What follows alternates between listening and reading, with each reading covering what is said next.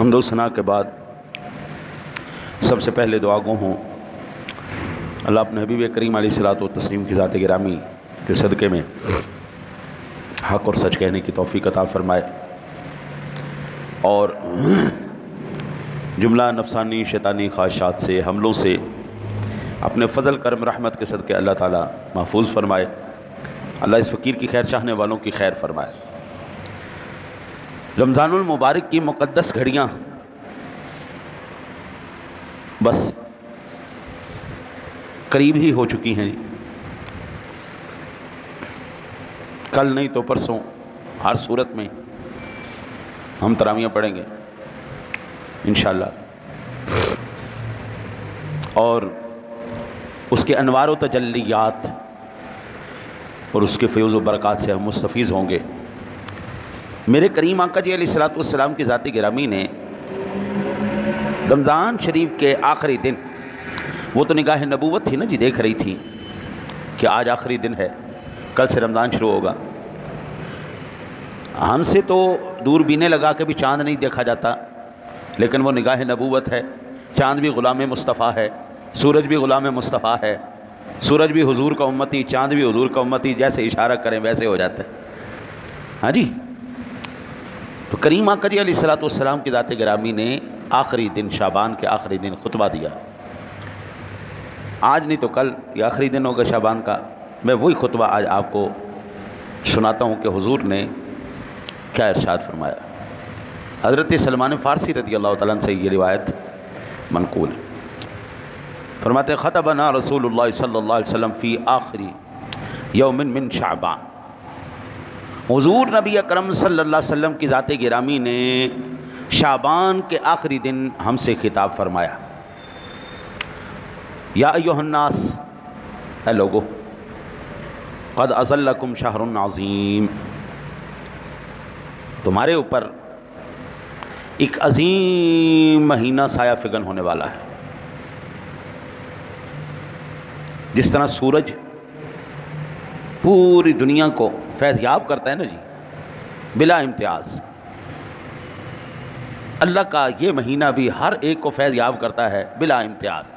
قد اظلکم شہر عظیم، ایک عظیم مہینہ وہ تم پر سایہ فگن ہونے والا ہے۔ شہر مبارک، بڑی برکت والا مہینہ، شہر فیہ لیلۃ خیر من الف شہر، یہ وہ مہینہ ہے جس کے اندر ایک رات 1000 مہینوں سے زیادہ بہتر ہے۔ لیلۃ خیر من الف شہر، 1000 مہینوں سے، یعنی 83 سال، 83 سال ایک طرف، اور یہ رات اس سے بھی آگے، کیونکہ خیرن ہے نا جی، بہتر ہے، اس سے 1000 مہینوں سے بہتر ہے۔ جعل اللہ صیامہ فریضہ، اللہ نے اس کے روزے تم پر فرض کیے۔ میں انشاءاللہ تعالی العزیز روزوں کے بارے میں عرض کر دوں گا کہ روزے جو نہ رکھ سکتے ہوں وہ اس کا کیا علاج کریں۔ جو بیمار ہے، جو بوڑھا ہے، وہ انشاءاللہ تعالی العزیز میں رمضان شریف کے درس میں آپ کو عرض کر دوں گا کہ جو بوڑھا آدمی ہے، شیخ فانی بہت زیادہ بوڑھا ہو گیا، روزے نہیں رکھ سکتا۔ میرے والد گرامی رحمۃ اللہ تعالی علیہ 65 سال کی عمر میں آپ کا وصال ہوا، تو اور آپ نے 65 سال تک کوئی روزہ نہیں چھوڑا۔ دل کے بھی مریض تھے، شوگر کے بھی مریض تھے، اور بلڈ پریشر کے بھی مریض تھے۔ آپ فرماتے تھے کہ روزے سے موت نہیں آتی۔ بزرگ آدمی، اللہ کے ولی آدمی تھے، کہتے تھے روزے سے موت نہیں آتی۔ میری اماں جی، وہ تقریباً اللہ آپ کی خیر کرے گا، 38-40 سال سے شوگر کی مریض ہیں، ہارٹ کی پیشنٹ ہیں، لیکن انہوں نے بھی آج تک روزہ نہیں چھوڑا۔ عمر رسی 42 سال میری عمر ہو کھڑی، ہاں جی، تو نہ اماں جی کو موت آئی روزے کی وجہ سے، اور نہ میرے والد صاحب کو موت آئی۔ ہماری دادی، اللہ تعالیٰ ان کی قبر پر کروڑوں رحمت نازل فرمائے، 100 سال سے زیادہ ہو کی فوت ہوئی، انہوں نے اس وقت تک روزے نہیں چھوڑے۔ تو یہ بات ہوتی ہے اندر کی، اندر مضبوط ہے نا جی، نہیں رکھنے، تو پھر اللہ ہمت بھی دے دیتا ہے۔ اور پھر جو ہے نا جی نہ ہو نا جی، تو چنگے بھلے نوجوان ہٹے کٹے کہتے ہیں ایسی مریض دے نال ہے جی، بھائی مریض اندر ہے، تنو کی مرض ہے، نہیں رکھتے. اللہ ہدایت دے. حضور فرماتے ہیں صیام فریضہ، اس کے روزے اللہ نے تم پر فرض کیے ہیں. وقیام لیلہ تطوعا، اللہ تعالیٰ نے اس کی رات کا قیام جو ہے نا جی، وہ بڑی برکت والی چیز رکھ دی ہے. تطوعا سنت بھی کہتے ہیں تطوع کو. راتوں کا قیام، افطاری، اپنا تراویح، یہ سنت ہے. سنت مؤکدہ علی الکفایہ، ٹھیک ہے، سنت مؤکدہ علی الکفایہ. پھر حضور فرماتے ہیں کہ فریضۃ لیلۃ تطوعا لیلہ تطوعا من تقرب فیہ بخصلۃ من الخیر، اور جو بندہ نیکی کا کوئی کام کرے گا اس ماہ مبارک میں، کمن ادا فریضۃ فیما سواہ، وہ کہتے ہیں سرکار دو عالم صلی اللہ علیہ وسلم نے ارشاد فرمایا جو اس میں نیکی کا کوئی کام کرے تو ایسا ہے جیسا اس نے کسی اور مہینے میں فرض ادا کر دیا. سادہ لفظوں میں اگر اس کا ترجمہ کروں تو جس نے نفل کوئی عبادت کی نا، اتنا ثواب ملے گا جتنا اس کو فرضوں کا ثواب ملتا ہے. 70 گنا اللہ تعالیٰ اس کی بڑھا دیتے ہیں. یہی بات آ گئے کان کمن ادا، پھر کہتے ہیں کمن ادا فریضۃ فیما سوا ومن ادا فریضۃ فیہ کان کمن ادا 70 فریضۃ فیما سوا. اور جو کوئی بندہ فرض ادا کرے گا ایسا ہے جیسا اس نے اور دنوں میں 70 فرض ادا کیے. یعنی فرائض عبادات کا اللہ تعالیٰ اجر کتنا بڑھا دے گا؟ اتنا بڑھا دے گا جتنا 70 مرتبہ ایک فرض ادا کرنے کا ثواب ملتا ہے. پھر حضور نبی اکرم صلی اللہ علیہ وسلم نے ارشاد فرمایا وَهُوَ شَهْرٌ صَبْرٌ وَهُوَ شَهْرُ الصَّبْرِ، یہ مہینہ صبر کا مہینہ ہے. وَالصَّبْرُ ثَوَابُهُ الْجَنَّةُ، اور صبر کا ثواب جنت ہے. وہ ایک نعت پڑھتے ہوئے کہہ رہا تھا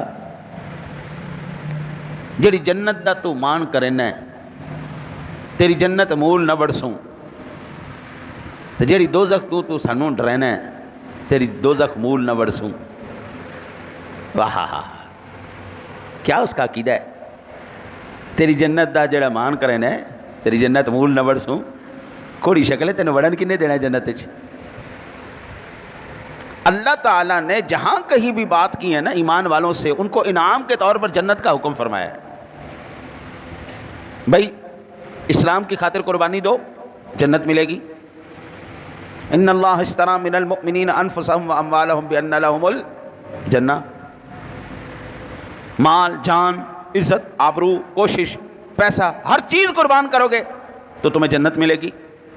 حضور کیا فرما رہے ہیں؟ وَهُوَ شَهْرُ الصَّبْرِ وَالصَّبْرُ ثَوَابُهُ الْجَنَّةُ، یہ صبر کا مہینہ ہے اور صبر کا ثواب جنت ہے. حضور سرور دو عالم صلی اللہ علیہ وسلم نے اپنے غلاموں کو عبادات، تکالیف، اس پر استقامت اور اس کو برداشت کرنے کے بدلے میں فرمایا کہ اللہ تمہیں جنت عطا فرمائے گا. حضور جنت کے انعامات، اس کی نعمتوں کا، وہاں پر پائی جانے والی حوروں کا، غلمان کا، چیزوں کا حضور ذکر سنائیں اور یہ کہے تیری جنت مول نہ بڑسوں. تین وڑن کنے دینا ہے مول نہ بڑسوں. ہاں جی، جنت بھی اللہ خوش قسمت لوگوں کے نصیب میں لکھے گا. اے میں ہر کوئی آ رہا غیرہ نہ تو خیرہ منہ اٹھا کے نہیں اندر گھس جائے گا. اس لیے فرمایا والصبر ثوابہ الجنہ وشہر المساوات، مواسات. یہ مواسات یعنی ہمدردی اور غمخاری کا مہینہ ہے. سبحان اللہ سبحان اللہ. یہاں پر اس علاقے میں تو میں نے کوئی نہیں دیکھا مساجد میں کوئی ایسا سلسلہ ہو، لیکن آج بھی سمن آباد میں سوڑیوال میں جو مسجد ہے جہاں یہ خادم فقیر خدمت کرتا رہا ہے، وہاں پہ دسترخوان لگتا ہے ہر افطاری پہ. وہاں کے مخیر حضرات ملتے نہیں، ہماری انتظامیہ کے ساتھ تعاون کرتے ہیں اور وہ انتظامیہ روزانہ دسترخوان لگاتی ہے اور افطاری روزانہ کروائی جاتی ہے. آخری عشرے میں سحری بھی ہوتی ہے اور افطاری بھی ہوتی ہے. یہاں پہ تو وہ کوئی رجحان ہے ہی نہیں سحری اور افطاری کا. لیکن آج بھی بعض علاقے ایسے ہیں جیسے ہر افطاری کے وقت میں دسترخوان لگایا جاتا ہے اور روزے داروں کو افطار کروایا جاتا ہے. ہمارے اس علاقے میں بعض ایسے حضرات ہیں جو رمضان شریف کی مثلا آج یا کل جو مخیر حضرات ہیں وہ پورے مہینے کا راشن علماء کو اور خدام کو پیش کرتے ہیں. اپنے اپنے علاقے کا اپنا مزاج ہے. جس کی توفیق ہوتی کچھ بیواؤں کو دیتے ہیں, کچھ یتیم بچوں بچیوں کو دیتے ہیں, کچھ علماء کو دیتے ہیں, کچھ مدارس کے اندر دے دیتے ہیں. باقی 11 مہینوں میں یہ نہیں ہوتا. اس لیے حضور سرور دو عالم صلی اللہ علیہ وسلم نے فرمایا وہوا شہر المواسات, یہ غمخواری کا مہینہ ہے. آج ایمان سے بتائیں, بندہ جتنی روٹی کماتا ہے آدھے سے زیادہ پیسے تو راشن میں ہی لگ جاتے ہیں. بھئی آٹا گھی یہی مان دے نہیں, 450 روپے کلو, 470 روپے کلو کیا ہو گیا کھڑا جی. یعنی سادہ لفظوں میں اگر ہم لم سم کہیں تو 500 روپے کلو آپ کو گھی ملتا ہے اور 4 ہنڈیوں میں کلو کیا ہو گیا. آدھے سے زیادہ جو ہے وہ بابا تنخواہ وہ راشن میں جاتی ہے, روٹی پانی کے فکر میں لگ جاتی ہے, باقی معاملات بندہ کیا کرے. اب ایسے بندے کو اگر راشن مہینے کا مل جائے, ہاں جی, اس کا ہو نہیں گیا, کمال نہیں ہوگا. اس لیے اس ماہ مبارک میں حضور نبی اکرم صلی اللہ علیہ وسلم نے فرمایا وہ شہر المواسات, غمخواری کا مہینہ ہے. جو صاحب استطاعت ہیں وہ کر دیا کرے, ان کو فرق کوئی نہیں پڑے گا. اس کو میں کہتا ہوں حقیقی انویسٹمنٹ. ایک انویسٹمنٹ وہ ہے جو دنیاوی ہے. یہاں پہ جناب گاڑیوں کا کاروبار شروع کر دو, کوئی اور کاروبار شروع کر دو, بکیں گے, منافع آئے گا. یہ دنیا کا منافع دنیا میں ہی ملے گا, لیکن یہ جو منافع ہے, یہ جو انویسٹمنٹ ہے, یہ آخرت کی ہے. یہاں پر بھی اللہ اجر دے گا, وہاں پہ بھی اللہ محروم نہیں رکھے گا, وہاں پر بھی تمہیں اجر ملے گا. وَهُوَ شَهْرٌ يُزَادُ فِي رِزْقِ الْمُؤْمِنِ, اور اس مہینے میں مومن بندے کا رزق بڑھا دیا جاتا ہے. آپ دیکھیں عام روٹین میں ہمارے دسترخوان پہ پکوڑے, سموسے, چاٹیں اور یہ چیزیں نہیں ہوتی. پھل فروٹ, یہ جس اہتمام کے ساتھ ہماری افطاریاں ہوتی ہیں, اس اہتمام کے ساتھ عام مہینوں میں ہمارے گھر میں کھانے نہیں پکتے. لیکن یہ وہ مہینہ ہے, حضور فرماتے ہیں کہ وَهُوَ شَهْرٌ يُزَادُ فِي رِزْقِ الْمُؤْمِنِ, اللہ اس مہینے میں بندہ مومن کا رزق بڑھا دیتا ہے. بھئی ہر ایک کا اپنا مزاج ہے, کوئی روح افزا پی رہا ہے, کوئی پیپسی پی رہا ہے, کوئی شربت پی رہا ہے, کوئی اور پی رہا ہے, ہاں جی, وہ بھی لازمی. کوئی نیبو پانی پی رہا ہے, وہ بھی چل رہا ہے ہمارے دسترخوان میں. پکوڑے شکوڑے بھی چل رہے ہیں, یہ ساری چیزیں چل رہی ہیں. پھر اس کے بعد کھانا بھی چل رہا ہے. تو اللہ اس طرح بھی رزق بڑھا دیتا ہے, اور اللہ دوسری طرح اس کے رزق میں برکت دے کے بھی بڑھا دیتا ہے. برکت ایک ایسی چیز ہے جی, جس چیز میں بھی اللہ ڈال دینا وہ تھوڑی بھی زیادہ ہو جاتی ہے. میں ایک واقعہ حضور سرور دو عالم صلی اللہ علیہ وسلم کے حیات مبارکہ سے سناؤں آپ کو, اشارتاً, تفصیل کبھی عرض کروں گا. حضرت ابو ہریرہ کہتے ہیں مجھے بڑی بھوک لگی ہوئی تھی. ایک دودھ کا پیالہ آیا, حضور نبی اکرم صلی اللہ علیہ وسلم نے فرمایا کہ اٹھا بھائی, اٹھاؤ اس کو. تو کہتے ہیں میں بڑا خوش ہو گیا کہ حضور مجھے کہیں گے چل پی جا. مجھے بھوک بھی لگی ہوئی تھی, پیاس بھی لگی ہوئی تھی. پیالہ ایک تھا, ہم 70 بندے بیٹھے ہوئے تھے, 70 بندے بیٹھے ہوئے تھے, اور پیالہ ایک. حضور نے کہا چل بھائی یہ سیدھی سائڈ سے شروع ہو جا سب کو پلانا. حضرت ابو ہریرہ کہتے ہیں اللہ جی میں تو رہ ہی گیا. اب 70 بندہ ہو, ایک پیالہ ہو, عقل یہ کہتی ہے کہ 2 3 4 5 بندوں تک وہ پیالہ ختم ہو جائے گا. لیکن یہ کس کے ہاتھوں سے آیا؟ جس کے ہاتھوں میں اللہ نے برکت رکھ دی تھی. یہ اس کریم کے ہاتھوں سے آیا ہے جس کریم کے ہاتھ میں اللہ نے برکت رکھ دی ہے. حضرت ابو ہریرہ کہتے ہیں میں پلاتا گیا, این جتے ہو کہ دیکھا ختم تو نہیں ہو گیا, ختم تو نہیں ہو گیا. ہاں جی, وہ چلتا گیا چلتا گیا چلتا گیا چلتا گیا, حتیٰ کہ 70 بندوں نے ایک دودھ کا پیالہ پیا اور وہ ختم نہیں ہوا. حضرت ابو ہریرہ کہتے ہیں اب میں خوش ہو گیا, بھوک بھی لگی ہوئی ہے خوب کر کے, پیاس بھی لگی خوب کر کے, اب تو میں سارا پیالہ ختم کر دوں گا. اب انتظار میں حضور کا حکم ہو. حضور نے فرمایا ہاں چل بھئی ابو ہریرہ شاباش شروع ہو جا, پیو. وہ کہتے ہیں میں تو پہلے ترسے ہو جیسے کہ مجھے ملے. میں نے جناب خوب پیٹ بھر کے پیا جناب, ساری ریجیں اتاری. حضور نے پوچھا ہاں بھائی, عرض کیا صاحب بس پیٹ بھر کے. فرمایا اور پی لو. کہتے اچھا, اب حضور نے کہا اور پی لو, تو جو بھوک رکھ کے پیا تھا وہ بھی ختم کروں گا. پیٹ بھر لیا جناب. پھر کہتے ہیں حضور نے پوچھا ہاں بھائی وہ رہ رہا, یا رسول اللہ پر ہو گیا, پھر میں اور پی لو. اچھا, وہ کہتے جی میں پورا جناب یہاں تک میں نے خوب کر کے پیا. حضور نے پھر کہا اور بھی, عرض کی یا رسول اللہ اب پیا نا تو ناخنوں سے باہر آ جائے گا, اب بس اتنا کافی. اب یہ برکت ہے, یہ برکت ہے. ایک پیالے میں اللہ نے ڈالی, 70 بندہ پی گیا, حضرت ابو ہریرہ پی گئے, اس کے بعد پھر سرکار دو عالم صلی اللہ علیہ وسلم نے اس کو ختم کیا. ایک پیالہ 70 بندوں نہیں 72 بندوں کے اندر پورا ہو جائے. اعلیٰ حضرت کہتے ہیں کیوں جناب ابو ہریرہ کیسا تھا وہ جامع شیر؟ حضرت ابو ہریرہ ذرا بتاؤ نا, وہ دودھ کا پیالہ کیسا پیالہ تھا, وہ کیسا دودھ تھا جو ایک پیالہ 70 بندوں 72 بندوں کو پورا ہو گیا. برکت اس کو کہتے ہیں. ہم 14 بہن بھائی تھے, کچھ فوت ہو گئے, باقی ابھی زندہ ہیں. ہمارا ایک باپ جس نے 14 بچوں کو پالا, ہماری بڑی اماں کے کچھ اور بھی سوتیلے بھائی بھی تھے, سوتیلی بہنیں بھی تھیں, ابا جی نے انہوں کو بھی پالا. اب آپ یہاں سے اندازہ فرمائیے, ایک بندہ وہ 20-21 بچوں کو پال رہا ہے, بندہ ایک ہے, کمانے والا ایک ہے. اللہ نے کیا کیا, ان کے رزق میں برکت ڈال دی تھی. یہ ہمارے بڑے یہ نہیں سوچتے تھے کہ اتنے بچے ہو جائیں گے, ان کے کھانے پینے کا کیا بنے گا, ان کے پڑھنے پڑھانے کا کیا بنے گا. نہ نہ نہ, انہوں نے کبھی سوچا ہی نہیں اس بات کو. وہ یہ سوچتے تھے امت محمدی بڑھاؤ, جتنے زیادہ بچے ہوں گے حضور کی امت بڑھے گی, اور رزق کا مالک وہ ہے, رازق وہ ہے, وہ رزق دینے والا ہے. اسی لیے حضور نے فرمایا وہ شہر یزاد فی رزق المؤمن, کوئی اللہ کے بندے اللہ تعالیٰ ایمان والے کا رزق اس میں بڑھا دیتا ہے, برکت ڈال دیتا ہے اس میں, باوجود وہی وسائل ہونے کے. انہی وسائل کے اندر اللہ تعالیٰ اس کے دسترخوان میں وسعت بھی دے دیتا ہے. اچھا, اس کی ایک وجہ یہ بھی ہے کہ اس مہینے میں رزق اس لیے بڑھ جاتا ہے, لوگ نماز پڑھنا شروع کر دیتے ہیں, لوگ قرآن پڑھنا شروع کر دیتے ہیں, لوگ تراویح پڑھنا شروع کر دیتے ہیں, لوگ قرآن. ہمارے نا جی اب بھی کئی اب تو کسی علاقے کے اندر ہے, زیادہ تر اب یہ ختم ہو چکا ہے. ہم نے جس وقت حفظ کیا تھا نا جی, اس وقت شبینہ ہوا کرتا تھا. آخری عشرے میں نا جی, بعض آخری عشرہ پورا لگاتے تھے, اور بعض مرتبہ پھر آخری 3 دن خاص کر ہوتے تھے. پورا آخری عشرے میں جو تراویح میں قرآن چل رہا ہے وہ الگ سے چل رہا ہے, لیکن جو الگ سے حفاظ کرام آتے ہیں تراویحوں کے بعد پھر نفلوں کی نماز ہوتی تھی, اس میں پھر قرآن ختم کیا جاتا تھا. بعض 10 دن میں کرتے تھے, بعض 8 دن میں کرتے تھے, زیادہ تر 3 دن میں کیا جاتا تھا. تراویحاں پڑھ کے پھر اس کے بعد درس و بعد ہو کے پھر شبینہ ہوتا تھا. میں نے 10 سپارے پڑھے ہوئے ہیں شبینے میں. ایک رات کے اندر ہم 10 15 سپارے پڑھ جاتے تھے.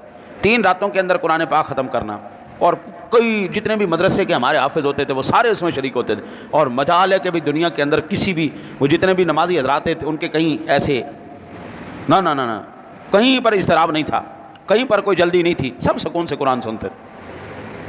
12 بجے 1 بجے یہ گھر جا رہے ہوتے تھے, گھر جا کے سحری کر کے پھر وہ مسجد میں آ جاتے تھے. اب تو بابا صاحب یہ گڑبڑ آ گیا, اب تو تراویحوں میں بھی ہمیں حافظ صاحب وہ چاہیے جڑا جلدی یا لمون تالمون واہ لمون چل ایسی ویو سے مولوی تے خوش ہے. ہاں بھئی حافظہ مار سپیڈ 120 کلومیٹر دی تے جا سانو بھی گوڈے بھی ساڈے خراب کرتے, ہاں ٹکنا بھی ساڈے کول مرا خوب کر کے.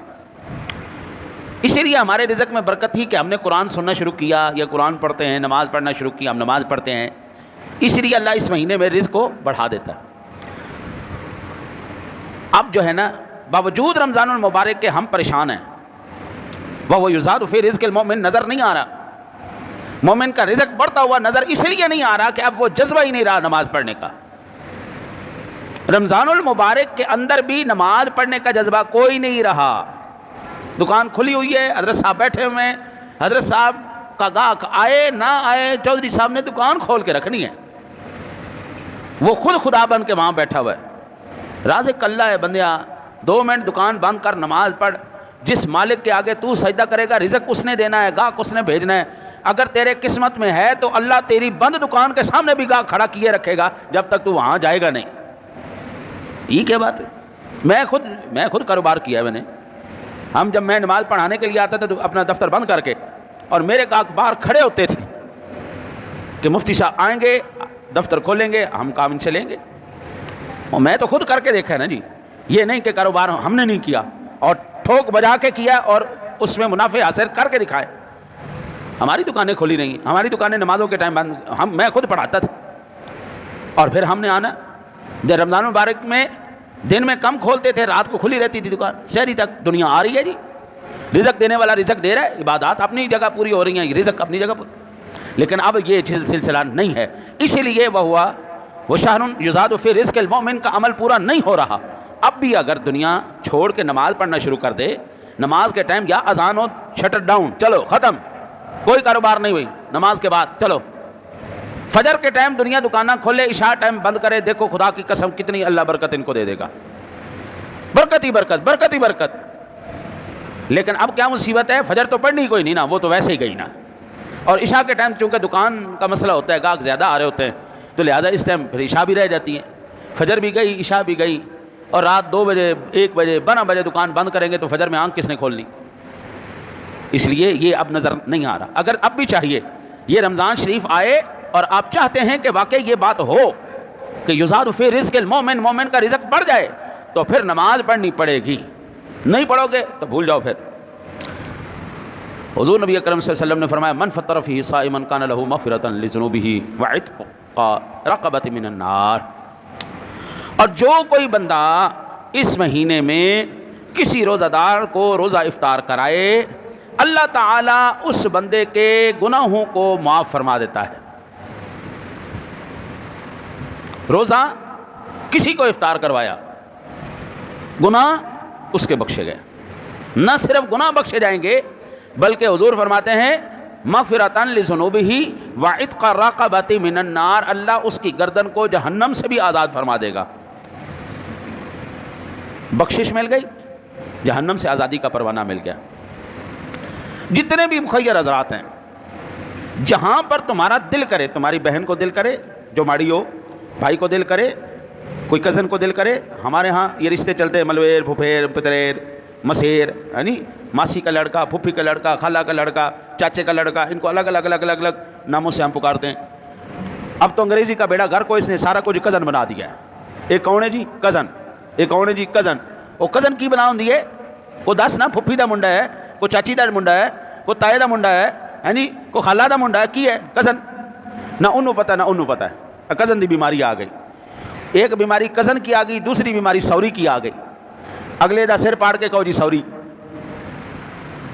اگلے دا نقصان کر کے آکھو جی سوری، چلو بیڑا تر گیا، چلو 2 بیڑا گھر کو گیا۔ جن بھی لوگوں کو اللہ نے دیا ہے وہ سب سے پہلے اپنے رشتہ داروں میں دیکھیں، جو ماڑے ہیں ان کو دے، ورنہ تمام کے تمام جتنے مخیر حضرات ہیں وہ کم از کم مدارس میں نہیں تو اپنے محلے کی مسجد کے امام کو جو ہے وہ راشن لازمی پرووائڈ کریں، وہ افطاری کریں گے، وہ سحری کریں گے، اس کا ثواب آپ کو ملے گا۔ یہ ہو گیا ان لوگوں کے لیے جن کو اللہ نے پیسہ دیا ہے۔ پھر حضور فرماتے ہیں وَقَانَ لَهُ مِثْلُ أَجْرِ مِنْ غَيْرٍ أَنْ يَنْقَصَ مِنْ أَجْرِ شَيْءٍ۔ حضور فرماتے ہیں کہ اس کا یہ مطلب نہیں ہے کہ آپ نے ان کو راشن دے دیا تو اب وہ روزہ جو رکھیں گے ان کے روزے میں سے کوئی کمی کر لی جائے گی، نہیں، اس کو بھی پورے روزے کا ثواب دیا جائے گا اور دینے والے کو بھی اللہ پورے روزے کا ثواب عطا فرمائے گا، دونوں کے لیے برابر ثواب دے دی۔ بھائی ثواب تو اللہ نے دینا ہے نا جی، وہ جتنا مرضی دے، جس کو مرضی دے۔ پھر حضور فرماتے ہیں صحابہ بیٹھے ہوئے تھے، ان میں سے عرض کہ قلنا یا رسول اللہ صلی اللہ علیہ وسلم، کریم آقا جی لیس قلنا یجد ما یفطر الصائم، یا رسول اللہ ہم سارے غریب لوگ ہیں، یہ جو آپ بات کر رہے ہیں یہ تو پیسوں والوں کے لیے ہے نا جی، جو پیٹ بھر کے کھلائے، یہ اس کے لیے آپ بات کر رہے ہیں، یا رسول اللہ ہم تو غریب لوگ ہیں، ما یفطر الصائم، یا رسول اللہ ہم کیسے کریں، ہم کیسے روزے دار کو افطار کروائیں؟ فقال رسول اللہ صلی اللہ علیہ وسلم یعطی اللہ هذا الثواب من فطر صائما على مذقۃ لبن او تمرۃ او شربۃ من ماء۔ حضور فرماتے ہیں یعطی اللہ هذا الثواب، اللہ یہ ثواب اس کو بھی عطا فرمائے گا، من فطر صائما على مذقۃ لبن، جس نے ایک گھونٹ دودھ بھی کسی کو پلا دیا اللہ اس کو بھی یہ ثواب عطا فرمائے گا۔ بعض علاقوں میں جیسے میں نے عرض کیا نا جی، ہماری مسجد میں ابھی بھی دسترخوان لگتا ہے، کوئی شربت بھیج دیتا ہے، کوئی دودھ بھیج دیتا ہے، کوئی پھل بھیج دیتا ہے، کوئی کھجوریں بھیج دیتا ہے، وہ دسترخوان لگتا ہے، وہاں پر ہر ایک بندہ اپنی استطاعت کے مطابق وہاں پہ افطاری کا اہتمام کرواتے ہیں اور سارے لوگ پیتے ہیں۔ اچھا جی، مذقۃ لبن، ایک گھونٹ دودھ، او تمرۃ، اگر کوئی بندہ ایک کھجوری کسی کو کھلا دے، حضور فرماتے ہیں او شربت من ماء، اگر کسی کے پاس یہ بھی نہیں ہے، دودھ کا گھونٹ بھی نہیں ہے، کسی کے پاس کھجور بھی نہیں ہے، وہ کسی روزے دار کو پانی سے ہی افطار کروا دے، اللہ اس کو بھی یہ اجر عطا فرمائے گا۔ یہ ہوئی نا بات۔ ہر کیٹیگری کے لوگوں کو اللہ کے حبیب نے موٹیویٹ کیا، تم نے یہ لازمی کرنا ہے۔ آپ اپنی سوچ کے مطابق میری رائے سے مکمل طور پر اختلاف کر سکتے ہیں، میری رائے حتمی رائے نہیں ہے، میں اللہ اور اس کے رسول کے احکامات کے مطابق جو ہے اور اپنی ناقص العقل کے مطابق میں آپ کے سامنے اپنا نظریہ اور اپنا یہ رکھتا ہوں کہ یہ میرے اوپر منکشف ہوا ہے۔ آج کل ہماری حکومت جو ہے وہ غریبوں کو کسی کو 12,000 دے رہی ہے، کسی کو 14,000 دے رہی ہے، کسی کو 10,000 مل رہا ہے، اور صحت کے معاملے میں بھی اسی طرح کر رہے ہیں۔ ٹھیک ہے، یہ ان کے سوچ کے مطابق جو ہے اچھا ہوگا۔ 14,000 روپیہ 12,000 روپیہ کتنی دیر چلے گا؟ 14,000 12,000 کتنی دیر چلے گا؟ کہتے جی 10 لاکھ روپیہ ہم نے آپ کے صحت کارڈوں میں رکھ دیا ہے، ہر پاکستانی اس ٹائم 8 لاکھ روپے کا مقروض ہے، تو آپ ایسا کیوں نہیں کرتے 8 لاکھ روپیہ قرضہ اتار کے 2 لاکھ روپے ہاتھ میں دے دو۔ یہ 10,000 12,000 14,000 دے کے جو خودداری کو آپ ذبح کر رہے ہیں، جو بھیک منگا بنا رہے ہیں آپ قوم کو، وہ 10,000 12,000 کا کام نہیں لے سکتے، نوکری نہیں دے سکتے آپ، وہ 10 لاکھ روپیہ آپ رکھیں اپنے پاس اور بے روزگار آدمی کو روزگار کی صورت میں وہ پیسے دیں۔ چل بھی ادھر یہ کام کرو، 25,000 30,000 40,000 روپیہ ہم تمہیں ماہانہ دیں گے۔ وہ نوکریاں آپ جنریٹ کریں، ان کو کمانا سکھائیں، جو غریب آدمی اس کو ریڈی لگا کے دیں، اے پھٹ بھائی چل شاباش کما، محنت کرنا سکھائیں۔ آپ نے تو پاری کاٹ دی ہے، وہ پرواز کیا کرے گا؟ 10,000 روپے مال مفت، دل بے رحم۔ بھائی مفت مال آئے گا تو کہاں پر اس کی قدر ہوگی بھائی جان؟ اس کی قدر نہیں ہوتی۔ جب کسی بندے نے سارا دن ریڑھی لگا کے، کسی بندے نے پاپڑ بیچ کے، کسی بندے نے اسی 10,000 12,000 14,000 روپے میں کوئی کاروبار کر کے محنت کر کے اس میں سے جب منافع 10 روپے بھی کمایا نا، تو اس 10 روپے کی بھی قدر ہوگی۔ اس طرح بے روزگاروں کی بے روزگاری بھی جائے گی، اور اس طرح ہمارے ملک کے اندر محنت کرنے کی عادت بھی پڑے گی۔ جو مکار لوگ ہیں وہ پیسے لے کے سائڈ پہ ہو جاتے ہیں، فراڈیاں پھر بیچ میں بیٹھے ہوتے ہیں۔ لہٰذا ہر ایک کا اپنا نظریہ ہے، یہ میرا نظریہ ہے، بجائے اس کے کہ آپ پر کاٹ دیں کسی کہ آپ اس کو اڑنا سکھائیں، کاروبار کروائیں۔ ایک دفعہ اس کی ریڑھی فیل ہوگی، 2 دفعہ فیل ہوگی، تیسری دفعہ تو چلنی پڑے گی نا، اس کو آ ہی جائے گا نا۔ ایک دن نقصان کرے گا، دوسرے دن کرے گا، آخر محنت تو یہ مسجدوں میں نا جی لوگ آتے ہیں بھیک مانگنے کے لیے، چنگے بھلے ہٹے کٹے ہوتے ہیں، اب ان کو دینا حرام ہے۔ اس کا ایک جائز طریقہ یہ ہے، اس کو کہو بھائی بات سن، یہ مسجد کے باتھ روم ہے، اس کو صفائی کر، 100 روپے دوں گا تجھے۔ 10 روپے آپ بھیک کے طور پر دینے سے بہتر ہے آپ وہی 50 روپے کریں، مسجد کی صفائی کروائیں، اس سے لیٹرین صاف کروائیں، کوئی اور چیز جگہ صاف کروائیں، اس کو 100 روپیہ دو، اس کو بھی پتہ ہو کہ محنت کر کے پیسہ کمانا چاہیے۔ ہم سادہ سے لوگ ہیں، ہمیں کوئی ذرا سی دعا دیتا ہے ہم پھسل تلک کیا ہو جاتے ہیں۔ پر نہیں کاٹو یار، پرواز سکھاؤ، بھکاری نہ بناؤ قوم کو کمانا سکھاؤ۔ پٹھانوں کے بچے نا جی، وہ نکے نکے کمال کے کاروباری ہوتے ہیں جی، چھوٹے چھوٹے بچے ان کے، اور رات 2 بجے 3 بجے سڑکوں پہ پھر رہے ہوتے ہیں، ان کو پرواہ کوئی نہیں ہوتی۔ ہمارا بچہ مغرب کے بعد باہر نکل، نہیں کرنا نکلو اندر گھسو۔ انہوں نے یہ آپ دیکھیں نا جی، ہمارے ملک میں BS CS کیے ہوئے کتنے بچے ہیں بے روزگار ہیں، MA کیے ہوئے، BA کیے ہوئے، اور BCom کیے ہوئے، MCom کیے ہوئے، بیچارے بے روزگار پھر رہے ہیں۔ یار ان سے کام لو نا، یہ جو 10 لاکھ روپے آپ دے رہے ہیں صحت کے نام پر، اور 10 لاکھ روپے ان نوجوانوں کے کاروبار میں لگاؤ نا یار، ان کو نوکریاں دو۔ اس لیے میرا نظریہ یہ ہے، پرواز کرنا سکھاؤ، پر نہ کاٹو، پیسہ دے کے، بھیک دے کے۔ یہ آپ کیا کر رہے ہیں؟ آپ ان کے پروں کو کاٹ رہے ہیں۔ جو آئے آپ کو پتہ ہے یہ ہٹا کٹا ہے، چل بھائی ادھر تجھے 10 روپے کی بجائے 100 روپے دوں گا، چل لیٹرین صاف کر، شاباش چل۔ اب اس کو آپ نے محنت کرنا سکھایا، اب یہ 100 روپیہ دینا آپ کے لیے کئی 100 گنا زیادہ بڑھا کے اللہ آپ کو عطا فرمائے گا۔ اس لیے یہ حضور سرور دو عالم صلی اللہ علیہ وسلم نے جو بات کی ہے کہ یؤتی اللہ ھذا الثواب من فطر صائما علی مسقۃ لبن او تمرۃ او شربۃ من ماء، کوئی ایک دودھ کا گھونٹ پلا دے، کوئی ایک کھجور کھلا دے، اور نہیں ہے یار پانی کا گھونٹ ہی پلا دے، اللہ اس کو بھی یہ ثواب عطا فرمائے گا۔ ہر مکتبہ فکر کو ہمارے نبی نے رہنمائی دی ہے۔ میرے نبی نے، اب جو بندہ غریب آدمی ہے پانی تو پلا ہی سکتا ہے نا یار، اتنا غریب تو کوئی نہیں ہے نا، تو حضور نے کیا کیا؟ حضور نے محنت کرنا سکھایا، حضور نے جیب سے دینا سکھایا، اپنے آپ سے باہر نکالنا سکھایا۔ اس لیے میں یہ گزارش کرتا ہوں جہاں تک یہ پیغام جائے کہ خدا کے واسطے ہمارے پروں کو نہ کاٹو، ہمیں بھیک کے نہ دو، ہمیں خیراتیں نہ دو، ہم سے کام لو، کام لے کے پھر ہماری محنت کا اجر ہمیں دو۔ ہمارے نوجوان بھوکے مر گئے، گھر میں کاروبار نہیں، اماں بھی کہندی ہے او کاکا پتر کوئی کام کر لے، پیو بھی کہندا کھٹیا جائے گھر پہ آ رہنا، جا دفعہ ہو باہر کوئی کام کر کے آ۔ ہمارے نوجوان خود وہ احساس کمتری کے شکار ہو گئے، لاکھوں روپے لگا کے ہم نے کمایا بھی، پڑھا بھی، لیکن پلے کیا آیا؟ کچھ بھی نہیں۔ اس لیے یہ میری گزارش ہے کہ جس طرح اللہ کے حبیب نے ہماری تربیت کی ہے کہ جو جس مقام پر ہے دینا سیکھے، اپنی محنت دینا سیکھو، اپنا تجربہ دینا سیکھو، اپنی سوچ دینا سیکھو، پھر اس کا بدلہ کھاؤ۔ اللہ سے دعا ہے اللہ آپ کو مجھے عمل کی توفیق عطا فرمائے۔